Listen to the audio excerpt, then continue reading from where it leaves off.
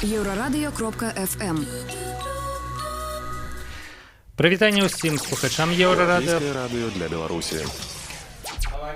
Прывітанне ўсім слухачам Еўрарадыё, прывітанне тым, хто глядзіць нас у жывым эфіры праз сацыяльныя сеткі. Гэта стартапніца, сумесны праект Еўрарадыё і сайта bel.biz пра дзёрзкіх беларускіх прадпрымальнікаў і смелых інвестараў, якія давяраюць ім свае грошы. Юлія Няхай, рэдактарка bel.biz у нашай студыі. Прывітанне, Юлія. Привет. І наша сённяшняя госця гэта Ірына Дубовік. Прывітанне, Ірына. Прывітанне. Вельмі ізноў жа шмат рэгалій можна знайсці пра Ірыну. Гэта праца ў вялікіх карпарацыях. Гэта тое, што Ірына з'яўляецца SEO праекта «Стартап Он». Гэта тое, што Ірына – гэта дасведчаны маркетолог і спецыяліст у галіне развіцця бізнесу. Кім вы самі зараз сябе адчуваеце? Што галоўнае зараз? На самом деле я себя считаю простым проектным менеджером. И фактически вот все, что я делала в крупных корпорациях, я и продолжаю делать только сейчас в своих проектах. И знаете, вот эти названия там SEO, там основатель, это все очень громко на самом деле. Вот, я это для того и придумано, мне сдается. Да. Вот мне нравится слово менеджер по развитию бизнеса. То есть фактически это я использую все свои навыки, которые я получила в рамках работы в крупном корпорате, и, собственно говоря, продолжаю эти знания и навыки внедрять. Только теперь в таком, можно сказать, более объемном, масштабном размере и одновременно в более, наверное, маленьких видах бизнеса, но тем не менее по силе и по мощи в каких-то моментах, там, я беру, например, количество там, людей в команде, да, и по масштабу они, наверное, шире. Вот в 3 словах так. Юлія, мне здаецца, у нас ужо былі госці, якія прайшлі гэты шлях ад вялікіх карпарацый да стартапаў. Як у вашым выпадку гэта ўсё адбывалася? Як вы прыйшлі да думкі, што трэба з карпарацыямі, я не ведаю, взяць перапынак, да, і заняцца нечым больш дробным, ну, прынамсі, па колькости людей, якія заняты ў проекте? Я скажу так, что я не считаю, что я ушла из крупных корпораций. Или вошла, или ушла. Это рост. И в моем случае моя карьера складывалась так, что я росла с простого специалиста, набирая все больше и больше работы, поднималась по карьерной лестнице и так дошла до топа. В каких-то моментах можно упереться в потолок не потому, что там что-то в компании не так, а потому что понимаешь, что для роста нужно двигаться в другую сторону, в другую нишу, поэтому были с этим связаны переходы в другие компании. Поскольку я маркетолог, мне нравится внедрять такие инновационные проекты, зачастую они очень смелые, очень много есть в моем портфолио таких вещей, которые звучали впервые в Беларуси, и хочется делать всегда что-то такое нестандартное, с душой, с вызовом того, чего не делал никто, и где-то или говорили, это невозможно. Поэтому в один прекрасный момент у меня случился, наверное, какой-то профессиональный личностный кризис, думаю, ну а дальше что? Ну окей, корпорации поработали, все хорошо, а куда дальше развиваться? И таким образом я попала на один из IT-хакатонов и посмотрела на то, как питчат, то есть презентуют свои проекты ребята от 25 лет и выше. То есть за 3 минуты раскладывается бизнес-модель, стратегия проекта, и получают инвестиции с большим количеством нулей. То бок спачатку вы были глядачом. Да, сначала я была зрителем, но поскольку у меня есть такой подход, что все то, что я делаю, я прохожу на собственном опыте. Соответственно, я придумываю для себя «Стартап Он», это акселератор стартапов. На тот момент я хотела делать онлайн-площадку и наивно верила в то, что это будет монетизировано и взлетит, а это было там 3 с чем-то года назад. На тот момент наша экосистема стартапов только зарождалась и только развивалась, игроков было очень мало, буквально несколько площадок. И глядя на то, как ребята выступают, а мы на советах директоров защищали стратегию по полчаса, по полтора, там по днями сидели, да, и я думаю, ну все, наверное, что-то не то в моей бизнес-модели, надо что-то менять. Вот. И случилось то, что я думаю, я этого не умею, я хочу этому научиться. Соответственно, пошли питчинги, пошли участие в хакатонах, это поездки по крупнейшим конференциям, это изучение глубоко отрасли, общение с разными проектами. И в какой-то момент я успокоилась. Почему? Потому что я поняла, что как раз-таки в стартапах не хватает тех компетенций, которые дают крупный корпорат. Ну, ось бачыце, звычайна рост усё ж такі ўспрымаецца лінейна. Чым больш, напрыклад, падначаленых у чалавека, тым ну, тым больш тым вышэйшая яго пазіцыя. У вас все ж таки адбыўся такі разварот вось у бок невялікіх праектаў, і вось вы сказалі, што быў нейкі крызіс, да, то бок расчараванне, не ведаю тым, што вы робіце, як вы яго перажылі. Ну тут мы можа згледзячы того, што можна парады даць людзям, якія яшчэ працуюць у корпорациях. Я думаю, что это связано с тем, что меняются тренды, и очень часто там, через какой-то период задаешь себе вопрос, да, а я где? Вот, а дальше что? Ну все, ну в карьере уже вроде как все сложилось, а хочется еще чего-то, куда идти, что делать? Сейчас появилось очень много профессий, которые люди не знают. У нас давалось такое, ни в коем случае не хочу никого обидеть, усредненное образование. Понятие предпринимательства, то, как, например, предпринимательство преподается в тех же Штатах, вот потом, если будет интересно, расскажу немножко об этой стажировке. И предпринимательство в программе включено, начиная с детского сада. Соответственно, нам приходится начинать с нуля. И почему кризис? Потому что, ну, хочется делать что-то свое. У меня всегда были очень сильные собственники, руководители, первые лица.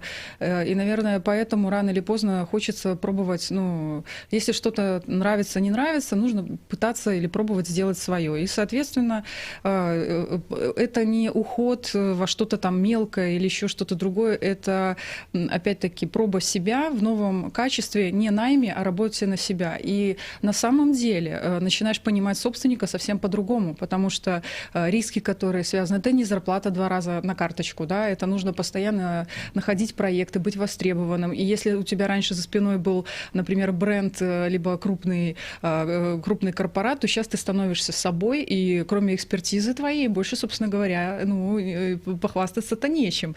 Вот. И это такой достаточно интересный вызов. Как я с этим справлялась? Ну, приобретала новые знания. У меня обычно так. Если что-то для меня является проблемой, ставлю это в цель, иду, учусь и ищу в этом смысле себя. И сейчас я считаю, что я в балансе, потому что так складывается, что все те корпоративные мои, скажем, те компании, в которых я работала, мы работаем до сих пор, работаем в разных направлениях, сотрудничаем и в проектах, я привлекаю, если вижу, к себе на интенсив и так далее, поэтому не чувствую разрыва вообще абсолютно.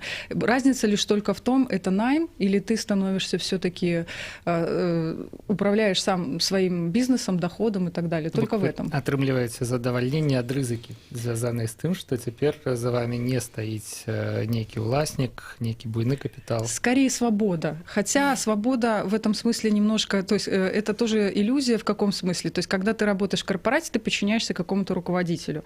Когда ты работаешь на себя, у тебя есть клиенты, проекты и так далее. И у тебя уже, ну, в каком-то смысле подчинение становится гораздо больше, потому что от этого конкретно зависит твой доход, репутация, рекомендации и много чего другого. И риски уже несешь самостоятельно. Ну, так. Вот. Вы сказали, что маркетинг у стартапах подобны да маркетинга ў буйных карпорацыях.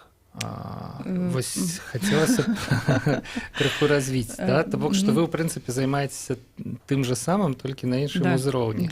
Давайте пра гэта пагаворым, бо мне здаецца, гэта, ну, вельмі каштоўная думка. У чым яны падобныя, а у чым, магчыма, адрозніваюцца?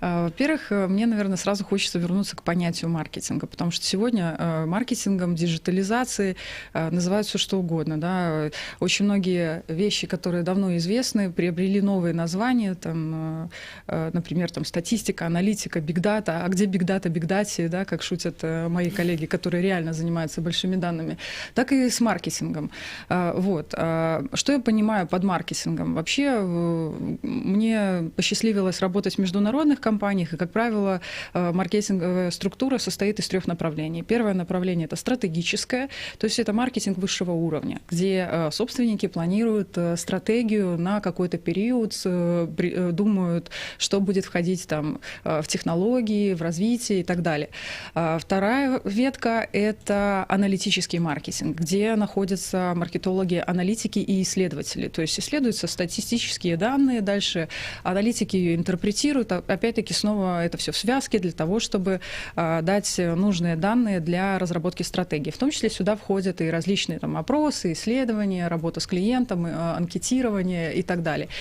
И третья третье направление, оно, наверное, самое масштабное, самое распространенное, это операционный маркетинг, так называемое продвижение, где можно насчитать там, до 30 профессий на самом деле. И там уже есть еще поднаправление, то есть поднаправление ивентов, поднаправление пиар, поднаправление реклама, да, то есть поднаправление диджитал, поднаправление, если там в компании есть разработка мобильного приложения, то маркетолог, занимающийся мобильным приложением, будет в корне отличаться от маркетолога-продуктовика, да, то есть поэтому направлений очень много. И в чем есть схожесть, и в чем есть отличие, то есть зачастую есть отличие, наверное, больше немного в IT и в реальном секторе, потому что в реальном секторе часто есть такая легенда, маркетинг конкурирует с продажами.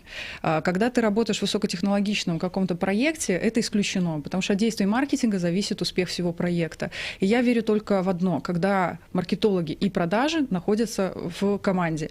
И это мне близко, и это как раз-таки есть в стартапе. Когда есть 2, 3, 4, 5 человек, это многозадачные специалисты с очень глубокой экспертизой, потому что нужно решение принимать очень быстро, нет времени на 100 согласований, нет времени на митинги, нет времени на там, допиливание, там, вот если там, до идеала там, презентации. Если она хорошая, если этот материал рабочий, то ты берешь, идешь, работаешь, идешь к инвестору. Учишься работать в любом месте. Вот есть компьютер, где сел, там и работаешь.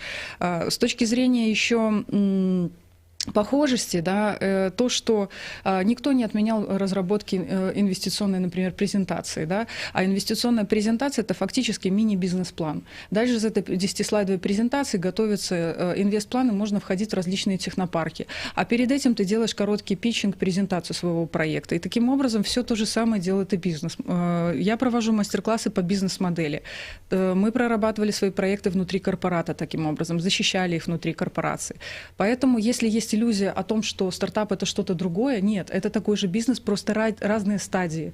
Поэтому во всем мире различается их несколько. Мне здаецца, што у стартапе, вот у вялікай карпорацыі ёсць аддзел, напрыклад, маркетинга, да. У стартапе функцыі гэтага аддзела нейкім чалавекам аркестрам мусіць быць маркетолог, які можа і то, і то, і то, і гэта. Бо ўсё ж такі, калі мы кажам пра стартап, Юлія, магчыма, вы мяне паправіце, але ўжо ў наступнай частцы нашай праграмы, мне здаецца, што мы кажам пра нейкую невялікую адзінку, бізнес-адзінку, да, з некалькіх чалавек, дзе маркетолог звычайна адзін. Пра гэта мы пагаворым праз кароткі перапынак на музычную паузу і навіны. Спадзяюся, я дам задаць некалькі пытанняў Юліі. Я тоже спадзяюся. Спадзяюся, не расчаруем адно аднаго. Перапынак, сустрэнемся праз некалькі хвілінаў.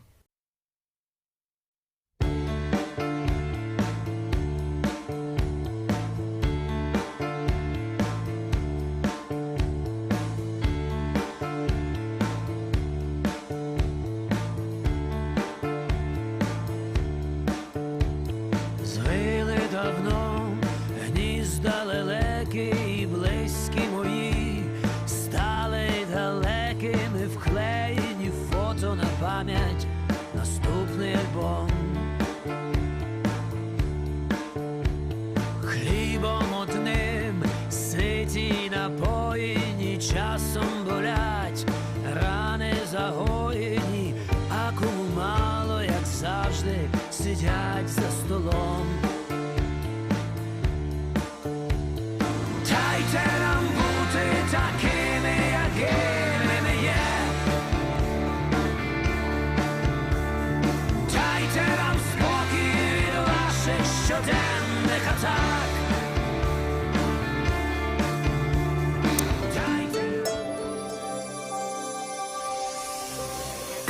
Єврорадіо. Новини – наша справа. Вітаю каротка пра асноўныя падзеі на гэты час.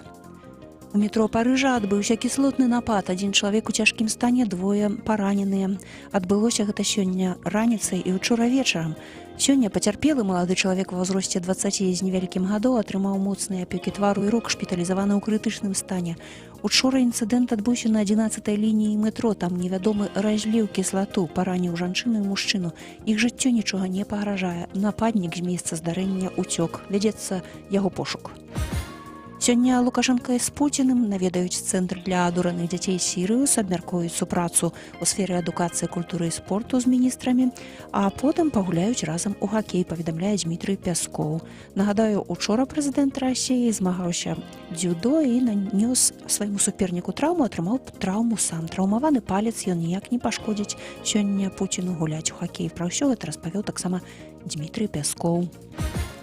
Да свайго 100-гадовага юбілею Міністэрства сельскай гаспадаркі і харчавання рыхтуе багатыя падарункі, аўтамабіль «Джылі», тэлевізар «Гарызонт» і таксама сертыфікат на 500 000 рублёў. Святкаваць юбілей ведамства плануе ў Палацы Рэспублікі. Каму дастануцца падарункі, пакуль невядома. Гэта будуць вельмі цёплыя выходныя да 10 градусаў цяпла і без істотных ападкаў. Трошкі пахаладае ў панядзелак, але таксама надвор'е будзе ў асноўным плюсавое. Светлана Гадзінец, служба інфармацыі Еўрарадыё.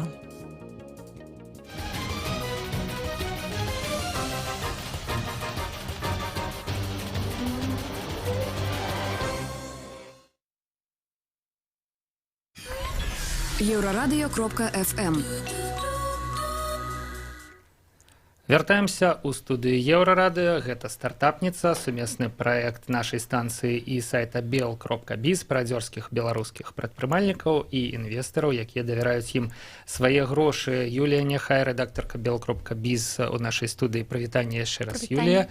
І Ірына Дубовік, менеджер праектаў, якая займаецца маркетингом. Я забыўся. Я памятаю, што ў першай частцы эфіра запытаўся, як вы сябе вызначаеце, вы сказалі, як вам падабаецца. Да. Праектны менеджер. Мы размаўляем пра маркетинг стартапаў, пра яго сход, пра тое, чым ён падобны і чым ён адрозніваецца ад маркетингу у буйных карпарацыях. І у Юліі ёсць пытанне, як мы высветлілі, нават 4. Да, вот 4, да. Прежде всего, мне хотелось бы спросить у тебя, учитывая, что у тебя такой хороший бэкграунд именно по работе с белорусскими корпорациями, и сейчас ты оказалась по нашу сторону баррикад, насколько вообще белорусскому крупному бизнесу интересны стартапы с точки зрения внедрения инноваций, вот готовности самого бизнеса, вообще интереса к этому? Вообще, на самом деле, я скажу так, что я не чувствую себя ни на чьей стороне баррикад, а работаю и с теми. Более того, на самом деле, считаю, что сегодня ключевым фактором успеха является нетворкинг. Нужно больше общаться, потому что многие компании сами по себе сегодня являются экосистемой стартапов.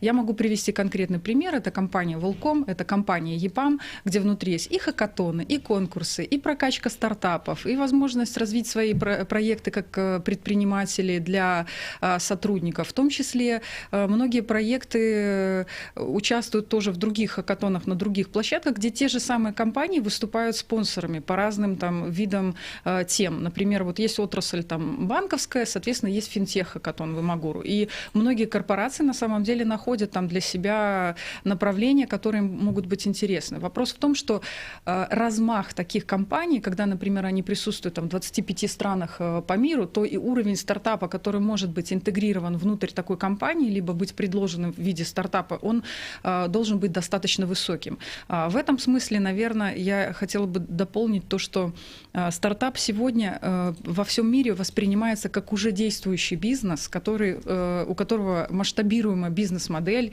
есть ревеню, есть прирастающая база данных клиентов, и тогда такой проект, безусловно, будет интересен крупному корпорату. Но, тем не менее, сегодня, мне кажется, у нас экосистема доразвилась до такой стадии, где на любом уровне можно получить ресурс, поддержку, менторский совет, поэтому просто, мне кажется, нужно чаще приглашать корпорат на разного рода ивенты, но и уровень этих ивентов должен быть сам по себе достаточно высокий, чтобы он был хотя бы на том уровне, который проводится внутри самих компаний. Соответственно, если он слабее, соответственно, падает интерес.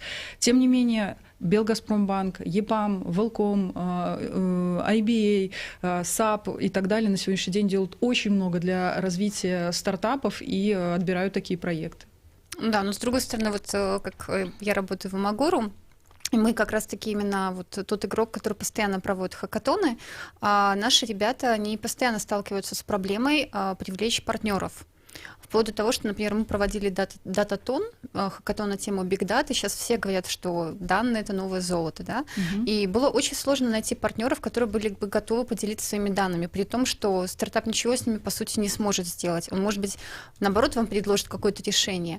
И был вот конкретный кейс, что один игрок на белорусском рынке, очень крупная компания, у которой точно много этих данных, они в итоге после долгих переговоров отказались участвовать в хакатоне, а спустя неделю повесили вакансию о том, что им нужен там специалист по бигдате. Это смешно и неудобно. Юля, я немножко в этом смысле не могу комментировать конкретные переговоры в части хакатона, потому что я не знаю, о каких условиях говорилось, я не знаю, что предлагалось игроку. Тем не менее, я знаю много других комьюнити, которые собирают постоянно крупных игроков, партнеров. Есть у нас Data Talks комьюнити, есть у нас Business Analyst комьюнити, есть IT Sales Club, который собирает очень много людей, площадка Бизнес-инкубатор. У нас сегодня есть конкуренция уже между площадками, и переговоры с конкретным партнером, в моем смысле, должны строиться на взаимовыгоде. Возможно, игрок не увидел этой выгоды, поэтому мне сложно сказать вот в части конкретного какого-то ивента.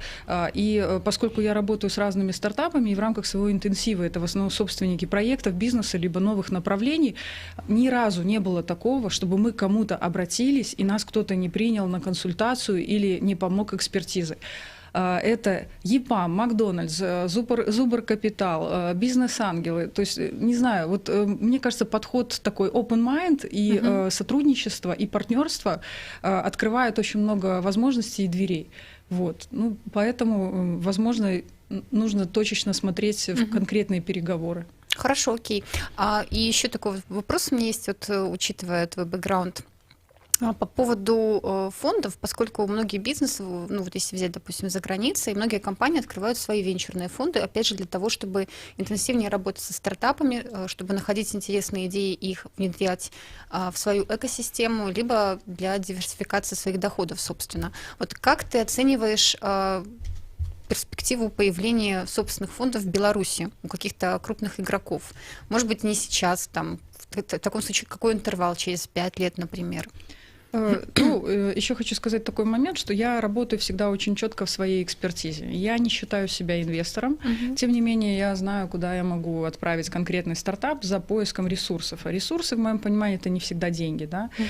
Тем не менее, я думаю, что инфраструктура именно инвестирования будет развиваться. Мы молодая экосистема в сравнении с другими, да, там, экосистемами стартапов. И вот недавно у меня была беседа с одним из представителей 500 стартапов, он посмотрел на нашу карту, ну, вы такие, говорит, еще молоденькие такие, да, я говорю, ну, как бы да, ну, вот, но, тем не менее, очень много сделано на сегодняшний день в нашей стране для того, чтобы стартапы получали финансирование и поддержку.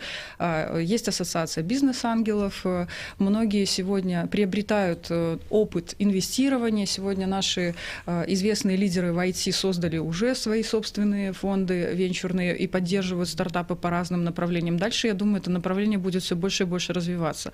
Что же касается крупного корпората, то недавно была новость о том, что компания ЕПАМ вступила в венчурный фонд, и мне ближе скорее та политика, которая будет связана, опять-таки, с альянсами, с партнерством, и думаю, что в большей степени это будет выглядеть так. То есть компании будут создавать совместные какие-то организации, фонды для финансирования и поддержки стартапов. Мало того, там международные инвесторы делают то же самое. То есть они представляют крупный корпорат, как правило, фонды не пиарятся, это конкретный представитель, который просто озвучивает свой оффер нескольким компаниям и проводятся прямые переговоры. Просто, возможно, они не подсвечиваются в медиа, потому что большие сделки, крупные сотрудничества, как правило, проводятся на деловом уровне и в кулуарах. Ну, вот мое мнение такое.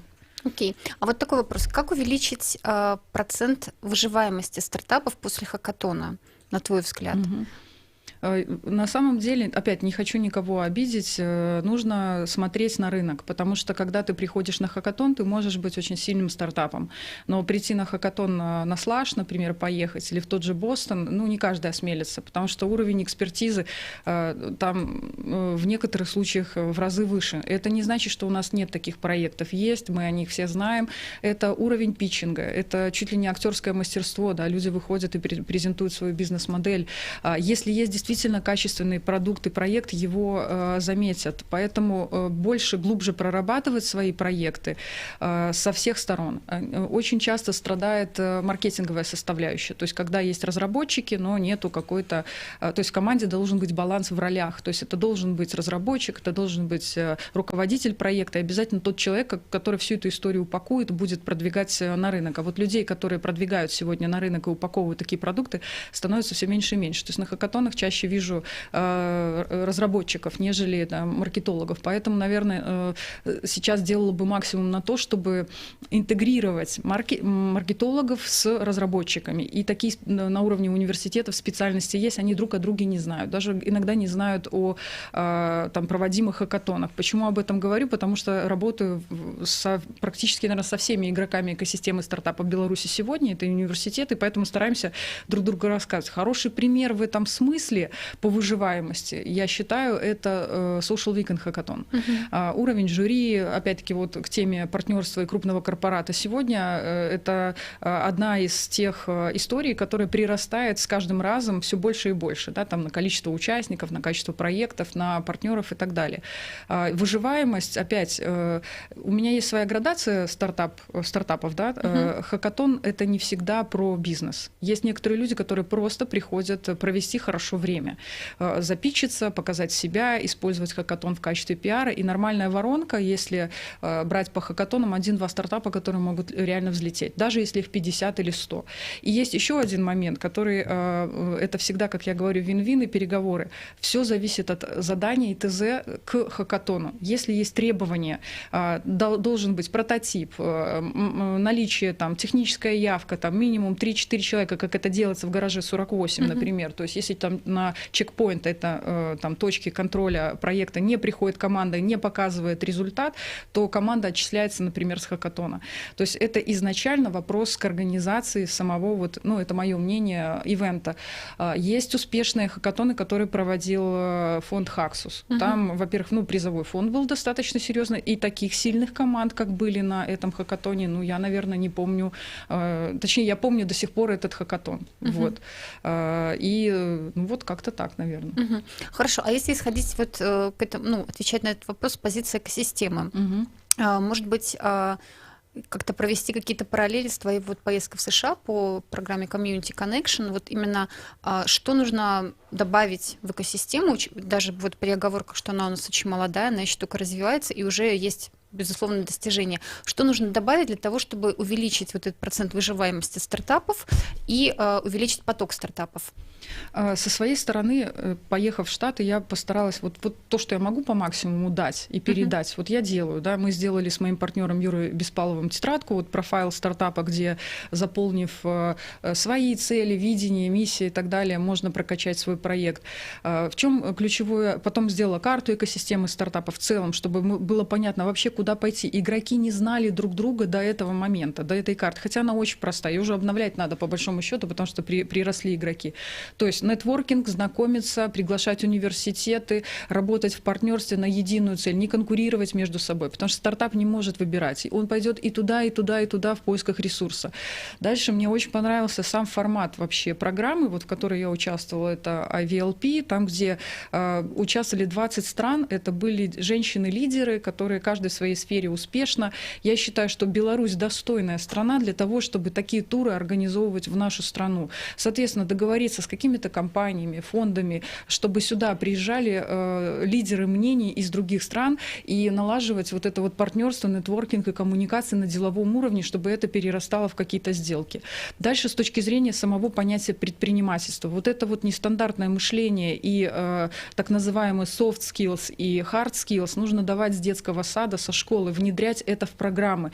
В Америке то, что меня зацепило больше всего, то, что на каждом этапе бизнес очень глубоко интегрирован во все программы образования. Наши бизнесмены тоже сегодня делают очень много для развития именно образования. Там есть книга, там «Все компании счастливы одинаково». Зубр Капитал спросил мнение очень многих там лидеров IT-отрасли, сегодня предприниматели по этой книге учатся внедрять как учебник, давать реальные кейсы, привлекать бизнес внутрь, чтобы приходили преподаватели. Вот сегодня в Академии Тингуру, например, приходят бизнесмены обучать подростков, так вот надо, чтобы они приходили так вот в школу, чтобы преподавание было смиксовано с бизнесом, и тогда всегда будут вырастать востребованные специалисты. Потому что, например, студенты во многих университетах США защищают свой дипломный проект как готовый реальный бизнес, либо направление бизнеса для какого-то крупного корпората. У нас, к сожалению, во многом сейчас чаще это больше такая работа теоретическая, да? Хотя на самом деле уровень наших студентов очень высокий. Слухайте, засталося у нас 3 хвіліни, і не магу не сказаць, што у нас планавалася размова пра вузкія месцы праектаў з пазіцыі бізнесу. Да, важных... І абсалютна будзе абгрунтавана, калі мы астатнія 3 хвіліны прысвяцім менавіта гэтаму пытанню. Што можна сказаць тут? Это навыки менеджерские навыки в большей степени и маркетинг, То бок конечно. бізнес, вось вы ўжо сказалі, што распрацоўшчыкі збіраюцца на хакатонах, в основном... да, то бок недооцэньваюцца на этапе, прынамсі пачатковым, да, на этапе хакатонаў менеджерские позиции, маркетинговые позиции, да. И гэтыя скиллы недооцениваются. Да. Причина распада зачастую в стартапе вообще не связана бывает с бизнес-моделью. Это конфликт самих участников стартапа между собой, не доразобрались, не оформили документы, например. А если счастье, как поделим, если горе, как разделим, то есть на этом этапе бывает, кто-то отваливается. Потом маркетинг — это не когда я создал продукт, а потом пошел его внедрять. Маркетинг — это когда я разработал видение свое, посмотрел, взлетит, не взлетит, и тогда что-то начинаю делать. Зачастую некоторые начинают сразу же. Разработка, офис, Бентли, там, зарплата, все такое.